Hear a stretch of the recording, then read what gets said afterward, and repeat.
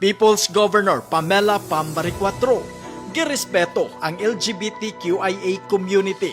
Cebu Pride Festival 2026, gilusan. Sa Cebu Provincial Capitol, nagtagbo ang nagkadaiyang organisasyon sa LGBTQIA.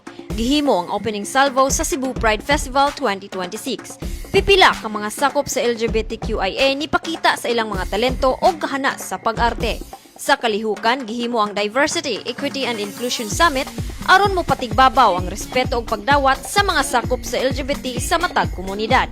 Sa Cebu Pride Festival, nipakita og suporta ang garbo sa Sugbo nga si Miss Universe Philippines Cebu City, April Smith. Ang mga sakop sa LGBTQIA mapasalamaton sa suporta ni People's Governor Pamela Baricuatro. What I can say is we feel seen. That's what we have been fighting for, that we have a space, we are here, we exist. And we'd like to thank our Honorable Governor. Yeah, I think it's very nice to know that, and to have her support really means a lot to the community.